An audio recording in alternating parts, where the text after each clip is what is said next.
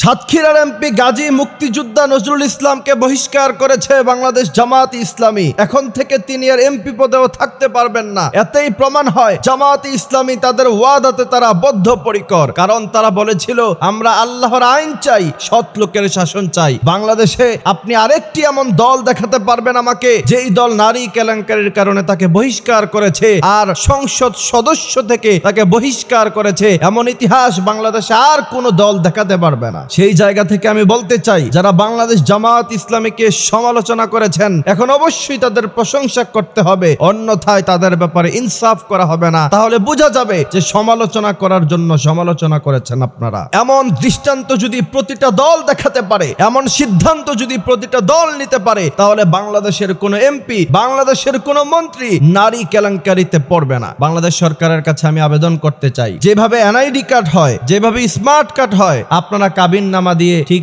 ওইরকম ভাবে যারা বিয়ে করেছে তাদের জন্য একটি কার্ডের ব্যবস্থা করেন, যাতে করে কার্ড প্রেস করলে বোঝা যায় যে সে কয়টা বিয়ে করেছে। যদি তা না হয়, তাহলে এই অপরাধ বাড়তে থাকবে, অপরাধ দমন করা যাবে না। আল্লাহ সুবহানাহু ওয়া তাআলা বড় চমৎকার বলেছেন, ফানকিহু মা তাবা লাকুম মিনান নিসাই মাসনা ওয়া সুলাসা ওয়া রুবাআ। বিয়ে একটা নয়, দুইটা নয়, যদি সামর্থ্য থাকে 4টা পর্যন্ত করো। তবে আল্লাহর হাবিব সাল্লাল্লাহু আলাইহি ওয়াসাল্লাম শর্ত দিয়েছেন, অবশ্যই তা প্রকাশ্যে করতে হবে। যদি কোনো ব্যক্তি গোপনে গোপনে বিয়ে করে, তাহলে সেটা জিনার মতো হয়ে যায়। গোপনে গোপনে বিয়ে করা ইসলাম এটাকে সমর্থন করে না। আল্লাহর হাবিব বলছেন, দব বাজায়া সমস্ত মানুষদেরকে জানিয়ে দাও যে তুমি বিয়ে করেছো। সুতরাং এই দ্বিতীয় বিয়েকে কেউ অস্বীকার করতে পারবে না। যদি কেউ অস্বীকার করে, তাহলে তার ঈমান থাকবে না। আল্লাহর হাবিব সাল্লাল্লাহু আলাইহি ওয়াসাল্লাম বলছেন, মান সাতারা মুসলিমান সাতারাহুল্লাহু ফিদ দুনিয়া ওয়াল আখিরা। কারো দোষ সেটা যদি কেউ গোপন রাখে, আল্লাহ সুবহানাহু ওয়া তাআলা দুনিয়া এবং আখিরাতে ওই ব্যক্তির দোষকে গোপন রাখবে। আমাদের এক ভাই, তিনার পদস্খলন হয়েছে, তিনি অপরাধ করেছেন, রবের কাছে তিনি ক্ষমা চাইবেন,